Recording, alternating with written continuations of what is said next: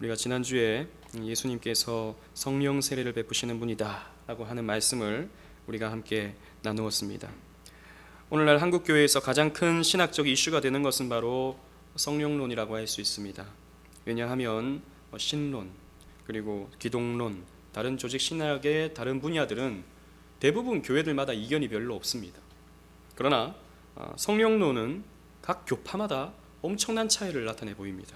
그리고 각 교단별로도, 장로교 안에서도 엄청난 차이를 나타내 보이고, 심지어는 개혁주의 신앙을 갖고 있는, 개혁주의를 추구하는 그런 교회들마다 약간의 이 성령론의 차이가 있는 것이죠.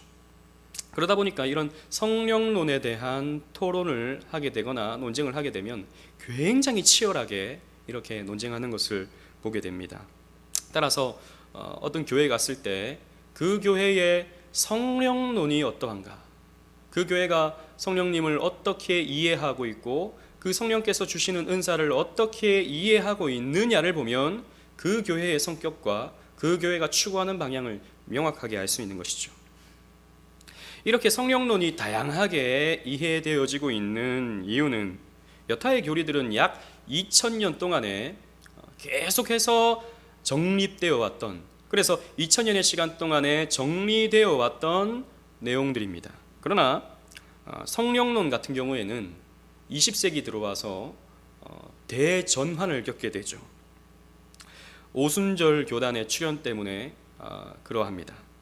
오순절 교단의 괄목할 만한 성장, 그리고 그 오순절 교단의 영향력, 이런 것들이 20세기 들어와서 뚜렷하게 나타남을 통해서 많은 다른 교파에서도 이 문제에 대해서 우리가 어떻게 이해할 것인가에 대한 다른 이견들이 나타나게 된 것이죠.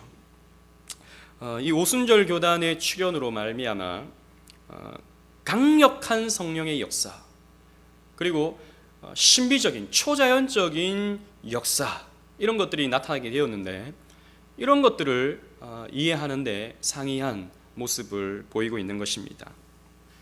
이렇게 또 신기하니까요, 방언이 나오고 또 예언을 하고 병이 나아지고 이런 모습들을 보니까 사람들이 얼마나 신기합니까? 그래서 여러분, 이런 놀라운 역사가 나타나는 그런 교회 소문이 나면요, 그 교회는 사람들이 모여든다고요. 그런 거 한번 보려고, 그런 거 한번 체험해 보려고 모여든다고요. 그러니까 사람들이 이렇게 주목하게 되고, 또 이러한 성령의 역사를 믿게 되고, 또 추종하게 되면서 이렇게 계속해서 영향력이 커져가고 있는 것이죠. 이런 강력한 성령의 역사를 오순절 교단에서는 성령 세례라고 부릅니다. 지난주에 우리는 이 성령 세례에 대해서 우리가 성령 세례는 하나님을 믿게 되는 그 순간 받게 되는 것이다, 그리고 성령 세례를 받은 자들은 교회의 하나됨을 이루어간다, 한 말씀을 나누고, 그래서 한 목적 한 방향을 향해서 하나 되어지는 공동체로 성령의 하나 되는 역사를 맛보게 된다라고 우리가 말씀을 나누었죠. 그러나 오순절 교단은 이 성령 세례를 그것에서 넘어가서 그런 것들은 그냥 예수 믿는 것이고 성령 세례는 또 다른 것이다 라고 주장하고 있는 것입니다. 그래서 오늘은 우리 지난주에 제가 이 말씀을 나누려고 하다가 너무 길어져서 따로 떼어서 이렇게 한 주 더 하겠다고 했는데, 오늘은 사실 본문에 대한 내용보다도 예수님이 주신다는 이 성령 세례에 대한 한국교회의 또 전 세계 교회의 오해와 정통교리, 이 성령론에 대한 정통교리가 어떠한가, 즉 개혁주의 신앙은 어떻게 이렇게 성령 세례를 이해하고 있는가에 대한 바른 이해에 대해서 우리가 오늘 이 시간 살펴보고자 합니다. 왜냐하면 아까도 말씀드렸다시피 이 성령 세례를 어떻게 이해하느냐에 따라서 그 교회의 추구함이 뚜렷하게 나타나기 때문입니다.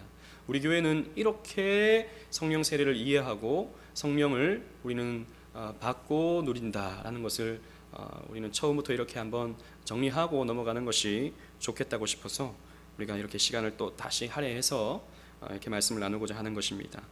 먼저 우리가 살펴볼 것은 성령 세례에 대한 오해에 대한 내용들입니다. 사도행전 오순절 성령 강림을 통해서 놀라운 하나님의 역사가 나타나게 되죠. 마가의 다락방에 기도했던 120명의 문도들이 이렇게 함께 기도할 때에 성령께서 임하십니다. 강력한 역사가 나타나게 되죠. 성령께서 급하고 강한 바람처럼 그들에게 임재해 주셔서 그들은 방언을 말하게 됩니다. 이것이 오순절 교단에서 말하고 있는 성령 세례의 역사, 그리고 표징이라고 이해하고 있는 것이죠. 그래서 성령 받으면 놀라운 역사가 나타나는데 그 가운데 대표적인 것이 바로 방언이다 라고 그렇게 말합니다. 또 이것은 이 오순절 성령 강림은 우리가 잘 아는 내용이니까요, 조금 넘어가서 사마리아 사람들 또한 성령을 받게 됩니다. 빌립에 의해서 전도를 받았던 사마리아 사람들이 예수를 믿게 됩니다. 그런데 나중에 베드로와 또 다른 제자들이 와서 그들에게 기도해 줄 때 그들에게 성령의 임재가 나타나게 되는 것이죠. 우리 한번 말씀을 한번 읽어보도록 하겠습니다. 잠시만요. 다 같이 읽어보겠습니다. 시작. 예루살렘에 있는 사도들이 사마리아도 하나님의 말씀을 받았다 함을 듣고 베드로와 요한을 보내매 그들이 내려가서 그들을 위하여 성령 받기를 기도하니 이는 아직 한 사람에게도 성령 내리신 일이 없고 오직 주 예수의 이름으로 세례만 받을 뿐이더라. 이에 두 사도가 그들에게 안수하며 성령을 받는지라. 자, 본문 말씀을 한번 생각해 보십시오. 예루살렘에 있던 사도들이 베드로와 요한이 이제 사마리아로 갔습니다. 이 사마리아 사람들은 이미 빌립의 전도를 받고 예수를 믿던 사람들입니다. 그런데 그들은 아직 성령을 받지 못했다라고 사도행전에 기록하고 있죠. 그래서 베드로와 요한이 그들에게 안수했을 때, 기도했을 때 그들이 성령을 받았다라고 말씀하고 있습니다. 이 본문만 이렇게 본다면 이미 예수를 믿고 있던 사마리아 사람들, 그러니까 이미 예수 믿는 것과는 성령 세례와는 별개의 문제다. 그래서 예수를 믿고 난 이후에도 성령 세례를 받는 것은 합당하다로 이해할 수 있는 본문이 될 수 있습니다. 이런 본문을 근거로 해서 오순절 교단에서는, 순복음교회에서는 이렇게 예수를 믿고 난 이후에 이런 강력한 체험이 필요하다라고 주장하는 것이죠. 그리고 고넬료에게 임한 성령도 마찬가지입니다. 로마의 군대 백부장이었던 고넬료가 베드로를 찾아오게 되죠. 하나님을 경외하는 자였습니다. 이미 하나님을 믿고 있던 사람들입니다. 그런데 이 베드로가 자기가 이제 이방인들에게도 선교의 문이 열렸다라고 하는 환상을 보게 됐죠. 그것이 바로 부정한 짐승을 잡아 먹으라라고 하는 하나님께서 보여주시는 환상으로 그것을 이해하게 됩니다. 거기에 대한 자기가 받은 환상을 이 고넬료에게 설명을 해주자 그들에게 성령이 임합니다. 우리 사도행전 10장 44절로 46절도 읽어보겠습니다. 시작. 베드로가 이 말을 할 때에 성령이 말씀 듣는 모든 사람에게 내려오시니 베드로와 함께 온 할례 받은 신자들이 이방인에게도 성령 부어 주심으로 말미암아 놀라니 이는 방언을 말하며 하나님을 높임을 들음이로라. 베드로가 이 설명을 할 때에 성령이 모든 사람에게 그 순간 내려왔습니다. 놀란 것은 할례 받지 않은 이 이방인에게도 성령이 부어지는 것을 보고 다들 놀랐습니다. 어떻게 저들에게도 성령께서 임하시는가? 그래서 그들은 또 방언을 말하게 되죠. 그래서 하나님을 높입니다. 이 말씀만 봐도 이미 하나님을 경외하고 있던 고넬료, 하나님을 믿고 있던 고넬료, 이후에 받게 된 성령, 이런 것을 본다면 하나님을 믿는 것과 성령 세례를 받는, 그래서 방언을 말하게 되는 것은 어떤 순서적인 놀라운 권능의 행위를 하기 위해서 필수적인 코스로서 이런 체험을 해야 하는 것으로 이해될 수도 있죠. 또 에베소 교회에서도 마찬가지입니다. 에베소 교회에서는 요한의 세례만을 받은, 요한의 세례를 받았던 사람들이 모여서 교회를 형성하고 있었는데 이들은 놀랍게도 성령에 대해서는 들어본 적도 없었습니다. 그래서 바울이 성령에 대해서 설명을 하고 기도하게 되죠.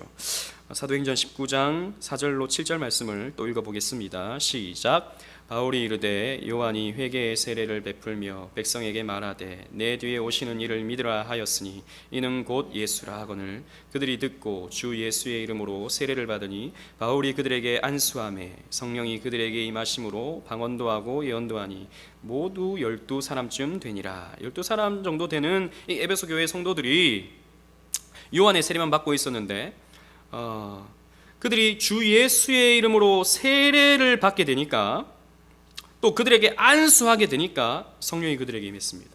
성령이 그들에게 임하니까 방언도 하고 예언도 했다. 자, 보십시오. 이미 교회를 형성하고 있었습니다. 교회를 형성했다는 것은 이미 하나님은 믿고 있었다는 것이죠. 그래서 요한의 세례만은 받았던 것이죠. 그 이후에 성령 세례를 받았다. 그리고 방언도 하고 예언도 했다. 우리 지금까지 살펴봤던 이런 말씀을 보면 오순절 교단에서 오순절주의자들이 주장하는 내용이 틀리지 않은 것 같습니다. 맞는 것 같습니다. 예수 믿는 것과 성령 받는 것, 그래서 성령 받음의 결과로서 예언도 하고 방언도 하고 놀라운 이적을 나타내 보이는 것, 이런 모습을 보면 틀리지 않은 것 같아 보이는 것이죠. 그래서 이런 근거로 오늘날의 오순절주의자들은 교회가 예수 믿는 것에서만 그치지 말고 성령을 받아서 그 성령의 권능으로 놀라운 역사를 나타내 보이며 많은 사람들로 하여금 예수의 능력을 나타내 보이고 전도해야 된다, 이렇게 주장하고 있는 것이죠. 실제로 그렇게 신비적인 역사로 사람들에게 보이니까 또 많은 사람들이 그 교회로 찾아오게 되고 그런 것들을 사모하게 되고 그런 것들을 체험했을 때 이야, 하나님이 살아계시다 라고 외치게 되고 그 교회에 정착하게 되는 것이죠. 그래서 소위 이 오순절주의자들은 이런 성령 세례를 두 번째 축복이라고 부르기도 합니다. 그러니까 예수를 믿게 되는 것은 첫 번째 축복이고 성령 세례를 받는 것은 두 번째 축복이다. 이 두 번째 축복이라는 말은 사실 미국에서 온 말인데요. second blessing을 그들은 간절하게 추구하는 것입니다. 그래서 단순히 예수 믿는 것에서만 그치는 것이 아니라 특별 집회 이런 걸 통해서 이런 자신의 삶 가운데 이런 second blessing이 임하기를 원하죠. 성령 운동, 성령 집회 이런 걸 통해서 말입니다. 요즘에도 보면 이런 성령 집회 하는 곳이 많죠. 어느 곳에서는 목사님이 금요일마다 성령 집회를 하는데 목사님이 마지막 기도를 할 때는 하늘에서 금가루가 떨어진다고 합니다. 하늘에서 금가루. 저는 그거 한번 보면 참 눈 뒤집어질 것 같아요. 어떤 사람은 막 기도를 하면 썩은 이빨이 금이빨로 바뀐다고 합니다. 실제로 막 사진도 있어요. 인터넷 찾아보면 금이빨 사건 뭐 이래가지고 기도하는 중에 썩은 이가 금리로 바뀌었다. 그리고 어느 저 분당 쪽에 가면은 어느 장로님이 또 집회를 인도하죠. 성령님의 역사를 강하게 구하면서 그 병든 사람들의 그 병든 부위를 하나하나 맞추면서 성령의 터치를 외칩니다. 그럼 사람들이 뒤집어지죠. 뒤로 넘어갑니다. 그리고 그 사람들이 지금 치유받았는가 안 받았는가 확인하고 치유받은 사람들은 간증을 하게 됩니다. 이런 역사들, 이게 동영상으로도 가능하다고 그럽니다. 집회하는 것을 동영상으로 보면서 그 장로님이 터치 그러면 그 병든 사람, 병원에 누워있던 사람도 뭐 나았다라고 하는 이런 것도 저는 많이 봤습니다. 그러니까 뭐 신문지상이나 인터넷상에서로 말입니다. 그리고 기도하는 중에 입신을 하게 되고 몸을 떨게 되고 어떤 황홀경에 들어가서 정말 이런 표현이 어떨지 모르겠지만 엑스터시, 그러니까 어떤 황홀경에 들어가서 뭔가 알지 못하는 말을 하고 뭔가 느껴보지 못했던 어떤 감정을 느끼는, 몸을 막 떨면서 말입니다. 이런 모습들, 이런 것이 오늘날 오순절주의자들이 추구하는 second blessing인 것이죠. 그래서 그런 걸 한번 체험하면 이전에는 하나님 정말 계신가 아닌가 헷갈렸는데 이런 걸 체험해 보니까 정말 하나님 살아계신다, 하나님 그리고 나에게 이런 블레싱을 주시니 하나님 정말 나를 사랑하시는구나 라고 하는 확신을 가지면서 흔들리지 아니하는 신앙생활을 하게 되는 것이죠. 그들의 주장이 그렇습니다. 사실 이런 류의 신앙은 20세기 이전에는 존재하지 않았습니다. 존재하긴 했습니다. 그러나 이런 류의 신앙은 20세기 이전에는 이단시 되었죠. 그리고 이런 식의 신앙생활은 이교도로 취급받았습니다. 그러니까 이교도의 신앙적 행태를 그대로 교회에 적용했다고 해서 이단시했던 것이죠. 이런 식의 오순절주의는 1901년도 LA의 아주사 거리에서부터 시작되었습니다. 찰스 파임이라고 하는 사람이 이렇게 집회를 인도하는 중에 사람들이 방언을 하게 되는 그런 일들이 있게 되었습니다. 그래서 그때 사람들이 이렇게 방언을 말하게 되고 또 이런 놀라운 역사들이 막 나타나는 것이 크게 사람들에게 고무가 되어지고 또 그것이 전파되면서 온 세계에 오순절 교단이 세워지게 된 것이죠. 그래서 미국부터 시작해서 남미로 이어지고 이것이 아시아로 오게 되고 아시아에서는 가장 강력한 영향력을 한국에서 미치게 되죠.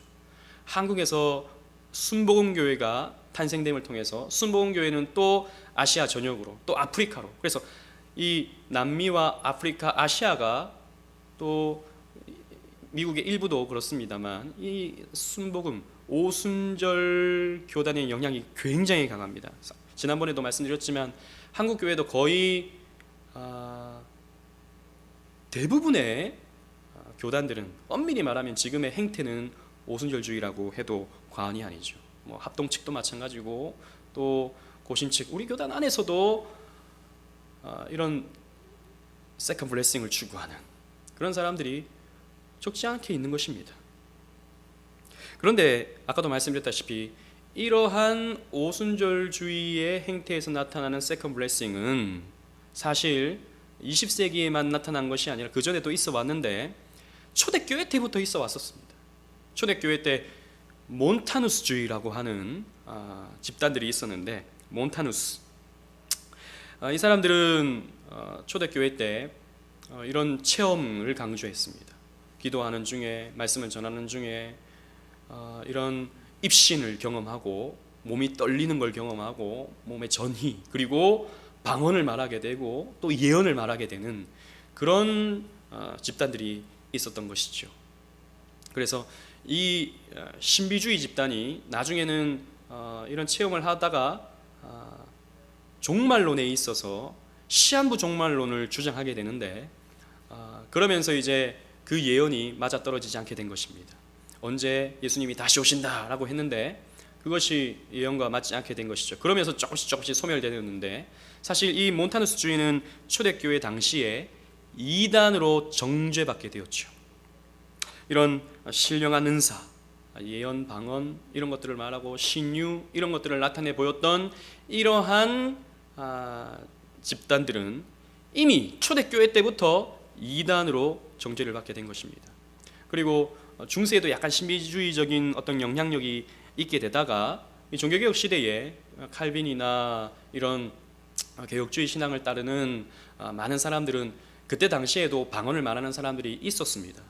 그러나 칼빈은 굉장히 단호하게 이렇게 방언 기도에 대해서 이렇게 정의를 내렸죠. 그렇게 기도하는 것은 이교도적인 기도의 방법이다. 그리고 예언, 앞일을 미리 말해주는, 그래서 당신은 어떻게 될 겁니다 라고 말해주는 이런 것들은 칼빈 같은 경우에는 경악했습니다. 하나님 말씀으로 충분한 것이지, 하나님 말씀으로 충분한 예언이 우리에게 임했는데 또 다른 예언이 우리에게 왜 필요한가? 라고 칼빈은 주장했던 것이죠. 그래서 방언 기도, 예언 이런 것들은 이런 정통 기독교에 있어서 이교도의 행태, 이교도의 잘못된 습관이 교회 안에 들어온, 그래서 그런 것들은 잘라내야 될 그런 것들로 취급받아 왔던 것이죠. 그러나 아까도 말씀드렸다시피 20세기 들어와서 이 오순절 교단의 강력한 성장이 정통 교단을 사실 압도해 버리니까 이제는 뭐 더 이상 저지하지 못하는 것이죠. 오순절주의자들은 이런 사도행전의 기록을 오해하고 있는데, 어떻게 오해하냐면 이런 사도행전적 기록을 오늘날로 무리하게 적용한다는 것입니다. 즉 사도행전 시대와 오늘날의 시대는 다르다라는 것이죠. 그리고 성경을 굉장히 좁게, 그러니까 사도행전의 이런 우리가 아까 읽었던 한 텍스트, 한 몇 구절만 가지고 성경을 이해하다 보면 성경을 오해하게 되는 것입니다. 성경은 신구약을 거시적인 관점에서 바라보면서 그 거시적인 관점에서 이 본문을 이해해야 바른 이해를 할 수 있게 되는데, 이 거시적인 관점을 무시해버리고 본문만 놓고, 아까 우리가 읽었던 것처럼 본문만 놓고 이해하려고 하면 그렇게 잘못된 오해를 하게 되는 것입니다. 그래서 우리는 개혁주의는 성경을 구속사적 관점에서 이해하는 것을 추구하죠. 신구약을 총체적으로 보면서 이 하나님의 계시가 점진적으로 발전되고 확장되는데 그 시대마다 다르다는 것입니다. 그 시대마다, 그 시대에 하나님께서 하시는 역사가 있다는 것입니다. 이러한 관점에서 우리는 성경을 이해할 수 있어야 하는 것이죠. 우리 먼저 이렇게 한번 생각해 봐야 됩니다. 오순절 성령 강림이 오늘날에도 임해질 수 있는가? 오순절 성령 강림의 역사가 오늘날에도 임할 수 있는가? 사실 저도 예전에 이제 대학생 때 SFC 활동하면서 저도 이러한 명확한 지식이 없었기 때문에 기도 제목 낼 때, 수련회 갈 때 뭐 이렇게 기도 제목 내잖아요. 그러면 저도 자주 그렇게 적었어요. 오순절 성령 강림의 역사가 오늘 이 시간에 임하게 하여 주옵소서라고 그렇게 기도 제목을 내기도 한 기억이 저에게 있습니다. 다시 일어날 수 있는가? 이 부분에 대해서 우리가 생각해 봐야 됩니다. 먼저 우리가 살펴볼 말씀은 오순절 성령 강림은 구약 예언의 성취였다라는 것을 우리가 꼭 생각해야 됩니다. 요에서 2장 28절로 32절 말씀을 우리 다 같이 한번 읽어보도록 하겠습니다. 30절까지만 읽겠습니다. 시작. 그 후에 내가 내 영을 만민에게 부어주리니 너희 자녀들이 장래일을 말할 것이며 너희 늙은이들은 꿈을 꾸며 너희 젊은이들은 이상을 볼 것이며 그때 내가 또 내 영을 남종과 여종에게 부어줄 것이며 내가 이적을 하늘과 땅에 베풀리니 곧 피와 불과 연기 기둥이라. 아멘. 선지자 요엘은 앞으로 교회에게 임하게 될 성령에 대해서 이렇게 예언했던 것이죠. 내 영을, 하나님께서 주신 말씀입니다. 내 영을 만민에게 부어주리니 너희 자녀들이 장래일을 말할 것이며 너희 늙은이들은 꿈을 꾸며 너희 젊은이들은 이상을 볼 것이며 그때 내가 내 영을 남종과 여종에게 부어줄 것이다 라고 말씀해 주셨죠. 이것이 언제 성취되었습니까? 이 예언이 언제 성취되었습니까? 오순절 성령 강림을 통해서 성취된 것입니다. 그래서 베드로가 이 본문을 인용해서 나중에 이 본문이 오늘 우리에게 임했다라고 이렇게 주장했던 것이죠. 그렇게 설교하면서 이 요엘서의 이 말씀이 우리에게 지금 적용되고 있다라고 베드로가 말씀을 전했던 것입니다. 그렇다면 구약 예언이 신약에서 성취될 때, 여러분 성경 전체를 한번 생각해 보십시오. 어떤 한 사건에 대해서 구약이 예언을 할 때 그것은 단회적인 것입니까? 아니면 반복적인 것입니까? 한번 생각해 보십시오. 자, 그렇다면 구약에 예언된 예수 그리스도의 십자가 사건은 신약에서 성취되죠. 한 번 성취됩니까? 반복적으로 성취됩니까? 한 번 성취되죠. 예수 그리스도의 십자가는 한 번으로서 역사 속에 나타났죠. 예수 그리스도의 부활, 이것도 구약에 예언되어졌죠. 이 부활도 한 번 성취됩니까? 여러 번 성취됩니까? 한 번 성취되죠. 단회적이죠.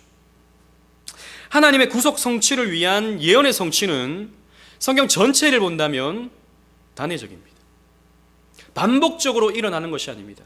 예수 그리스도의 초림은 단회적이죠. 예수 그리스도의 십자가는 단회적이죠. 예수 그리스도의 죽으심도 단회적입니다. 부활도 승천도 다 단회적입니다.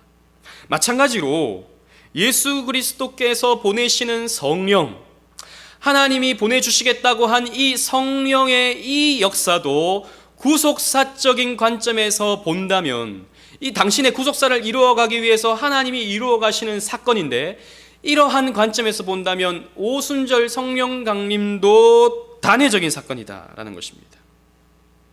구속사적인 사건이기 때문이죠. 하나님께서 이 역사를 택자구원의 완성을 이루어가기 위해서 역사 속에서 이루어가시는 한 경점인 것입니다. 그렇기 때문에 오순절 성령 강림은 단회적인 사건입니다. 개혁주의 신학자 마이클 호트는 이렇게 얘기했습니다. 잘 들어보십시오. 또 한 번의 오순절 성령 강림을 기대하는 것은 또 다른 창조를 기대하는 것 같다. 또 다른 메시아와 십자가 사건과 부활을 거듭 요구하는 것과 같다. 이 사건들과 마찬가지로 오순절 성령 강림도 하나님의 단일한 역사적 행동이다. 오순절 사건은 교회의 모범이 아니라 교회의 능력이라고 말하는 편이 적절하다. 무슨 말입니까? 다 이해하시겠죠, 그죠? 오순절 성령 강림을 오늘도 우리에게 요구한다면 마치 창조도 다시 한번 일어나기를 우리가 요구하는 것과 같고, 예수님의 십자가도 죽음도 부활도 지금 오늘 이루어지기를 원하는 것 같은 요구가 된다는 것입니다. 그래서 오순절 사건은 교회의 모범, 우리가 그것을 누려야 하는 교회의 모범이 아니라 교회의 능력으로서, 그 능력이 우리에게 주어져서 우리는 그 능력으로 오늘날의 교회를 세워가는 것이죠. 이렇게 마이클 호트는 설명했던 것입니다. 그리고 오순절 성령 강림 사건은 새 언약 시대를 열어주는 구속사적 사건입니다. 우리 사도행전 1장 8절을 한번 읽어보겠습니다. 시작. 오직 성령이 너희에게 임하시면 너희가 권능을 받고 예루살렘과 온 유대와 사마리아와 땅끝까지 이르러 내 증인이 되리라 하시니라. 아멘. 예수님께서 승천하시면서 제자들에게 주었던 말씀이죠. 성령이 너희에게 임하시면 너희가 권능을 받고 예루살렘과 온 유대와 사마리아와 땅끝까지 이르러 내 증인이 되리라. 성령이 임하면 너희들은 땅끝까지 이르러서 내 증인이 될 것이다 라고 말씀해 주셨습니다. 즉 오순절 성령 강림의 역사는 우리가 체험해야 할 모범이 아니라 온 세상에 복음이 선포되기 위한 신호탄이었다라는 것입니다. 마치 달리기를 할 때 빵 하는 총성이 있으면 그때 선수들은 뛰는 것 같이 빵 하는 총성이 바로 오순절 성령 강림의 사건이었다라는 것입니다. 그 총성에 의해서 그때 성령 받은 제자들은 온 땅끝까지 이르러 예수님의 십자가와 부활을 전하는 예수님의 증인 사역을 감당하게 된 것입니다. 즉 사도행전의 성령의 역사는, 오순절 성령 강림의 역사는 옛 언약과 새 언약이 교차되는 특수한 상황에서 일어났던 사건이었다는 것이죠. 즉 옛 언약, 이스라엘을 중심으로, 민족적 이스라엘을 중심으로서 구원이 성취되던 이 옛 언약, 그리고 율법으로서 이루어지던 그 옛 언약이 종결되고 새 언약, 그 은혜 언약 아래에서 예수 그리스도를 믿는 자는 누구든지, 저 땅끝에 있는 사람이라도 할지라도, 말이 다르다 할지라도 모든 사람이 은혜 언약 아래에서 예수를 믿어 구원받게 되는 그 중간 시점, 그 시작점이 바로 오순절 성령 강림의 역사였다는 것입니다. 그래서 이 완전한 새 언약의 시대인 오늘날에 이런 사도행전의 역사가 오늘날에도 임하기를 구하는 것은 맞지 않은 것입니다. 아까 우리가 나누었던 사마리아의 성령이 임하는 사건도 그러하고, 고넬료에게 임했던 성령의 임재도 그러하고, 또 에베소 교회에 임했던 성령의 역사도 그러한 것이죠. 그렇기 때문에 서신서를 보면 어느 정도 교회가 세워진 상태에서 보내었던 그런 서신서를 보면 이런 성령의 임재를 구하는, 그래서 이런 성령의 기사를 구하는, 성령의 이적을 추구하는 이런 말씀이 더 이상 나타나지 않는 것입니다. 오히려 고린도전서에 가면 이런 성령의 은사에 대해서 사도 바울은 굉장히 경계하게 되는 것이죠. 이러한 성경의 맥락을 보게 된다면 오늘날의 성령의 역사가 오순절 성령 강림의 역사와 같이 우리에게 임하기를 구하는 것은 잘못된 것입니다. 안토니 후크만은 이 사람도 개혁주의 신학자인데요, 이렇게 얘기했습니다. 이것은 그림자와 예표의 옛 시대에서 성취의 새 시대로 넘어가는 마지막 전의를 나타내는 것이다. 오순절은 그리스도 교회의 생일이었으며 성령 시대의 시작이었다라고 안토니 후크만은 얘기하고 있는 것이죠. 시작점이었다는 것입니다. 그렇기 때문에 이미 시작된 이 시대에서는 더 이상 이런 것을 우리는 추구할 필요가 없는 것이죠. 그러면 우리는 성령의 임재, 성령의 도우심, 성령의 역사, 이런 것들을 더 이상 추구하지 않아도 되는 것입니까? 그것은 결코 아닙니다. 우리는요, 성령의 역사에 대한 먼저 겸손한 자세가 필요합니다. 여러분, 방언을 말하는 사람들은 오늘날 한국 교회에 굉장히 많죠. 그래서 이 개혁주의 안에서도 이 방언을 허용할 것인가 허용하지 말아야 될 것인가에 대한 첨예한 논쟁과 대립이 있습니다. 그런 싸움을 보면 정말 무섭게 싸우거든요. 그래서 어느 교회는 방언 기도하는 사람이 있으면 쫓아내기도 하는 그런 교회도 있습니다. 방언 기도하는 사람이 있으면 가가지고 여보세요 여기서 그렇게 기도하지 마세요, 쫓아내는 그런 교회도 있습니다. 그리고 뭐 이런 성령의 역사 그러면 굉장히 저질의 신앙, 뭐 이렇게 뭔가 체험하기를 바라고 뭔가 주님의 역사를 구하는 그런 사람들 보면 신비주의자로 그냥 이렇게 폄하해버리는, 그래서 당신의 신앙의 질은 우리의 신앙의 질과는 너무 차이가 나서 우리와 함께 신앙생활 못하겠다 라고 이런 식으로 대우하는 이런 사람들이 적지 않은데, 특히 이 개혁주의를 한다는 사람들 가운데 이런 신앙의 태도를 갖는 사람들이 적지 않은데, 저는 그것은 굉장히 교만한 태도라고 생각합니다. 물론 우리의 입장은 분명하죠. 저는 방언을 할 필요는 없다고 생각합니다. 하지만 방언 기도하는 사람을 저는 부정해서는 안 된다고 생각합니다. 그들은 그들 나름대로의 체험이 있고 그들은 그들 나름대로의 하나님을 뜨겁게 사랑하는 발로로서 그런 신앙의 모습을 갖는 것이지, 그들의 신앙을 무시하고 그들의 신앙을 질적으로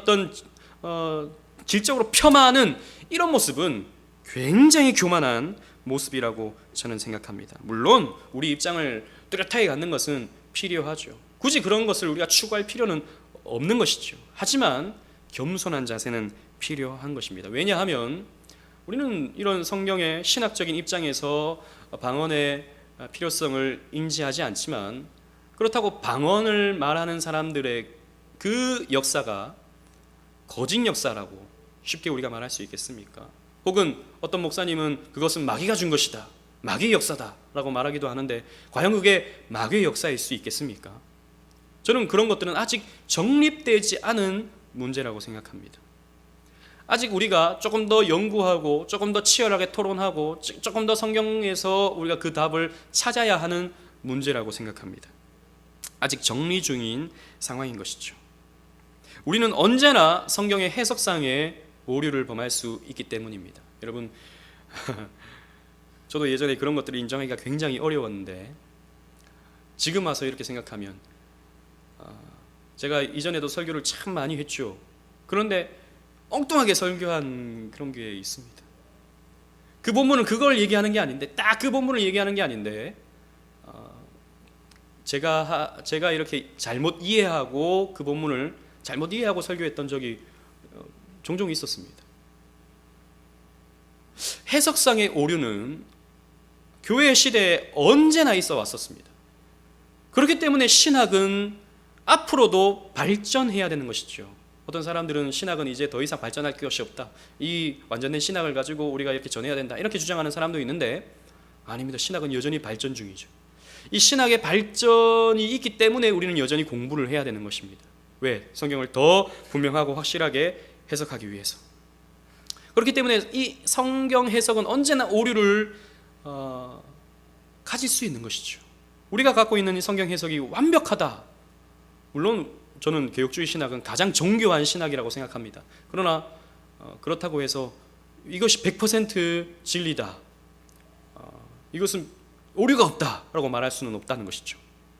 겸손한 신학이 되어야 된다는 것입니다. 그렇기 때문에 우리는 뭐 방언을 말하거나 뭐 조금 약간 신비주의적인 그런 사람들을 결코 무시해서는 안 됩니다. 그렇다고 그들에게 동조할 필요는 없는 것이죠. 그리고 또 우리가 가져야 할 입장 중에 아주 중요한 것은 우리도 여전히 성령의 역사를 추구해야 된다는 것입니다. 데살로니가전서 5장 19절은 우리에게 이렇게 말씀하고 있습니다. 다 같이 읽어보겠습니다. 시작. 성령을 소멸하지 말며, 성령을 소멸하지 말라라고 사도 바울은 권면하고 있습니다. 무슨 말입니까? 성령의 역사를 무시하지 말라는 것입니다. 우리는 성령을 소멸해서는 안 됩니다. 성령의 역사를 기대하고 추구해야 됩니다. 우리가 이해하고 있는 성령의 역사가 무엇입니까? 하나님 말씀이 이해되는 것입니다. 하나님 말씀이 깨달아지는 것입니다. 하나님 말씀이 내 삶을 움직이는 것입니다. 그래서 하나님 말씀이 내 삶 속에서 적용되고 실천되게 하는 것입니다. 이게 성령의 역사다라는 것이죠. 여러분, 성령의 역사는 다른 게 아니고 방언을 말하고 이적을 말하고 또 뭐 병이 고쳐지고 이게 아니고 하나님 말씀이 이해되고 깨달아지고 믿어지고 그 말씀대로 살고 싶은 우리의 삶의 의지가 나타나게 되는 그것이 바로 성령의 역사인 것이죠. 여러분, 이걸 위해서 우리는 기도해야 되는 것입니다. 이런 성령의 역사가 나타날 수 있도록 우리는 기도해야 되는 것입니다. 또 뿐만 아니라 하나님을 향한 강한 갈망, 그리고 하나님의 은혜에 대한 간절함으로 우리는 나아가야 됩니다. 왜? 이런 은혜들을 성경을 통해서 우리에게 주시는데 성령의 이해를 통해서, 조명을 통해서 우리는 은혜 받을 수 있으니까요. 그러므로 우리는 이 은혜를 추구하기 위해서 성령의 역사를 우리는 구해야 되는 것입니다. 그리고 그 받은 은혜로 우리는 더 정직하게, 오늘 하루를 우리는 더 성실하게, 오늘 하루를 우리는 더 거룩하게 삶을 살아갈 수 있어야 되는 것이죠. 이게 여러분 성령과 함께하는 삶입니다. 성령의 임재를 누리는 삶이 되는 것이죠. 여러분, 성령님을 구하시길 바랍니다. 이렇게 역사하시는 성령님을 여러분 추구하시길 바랍니다.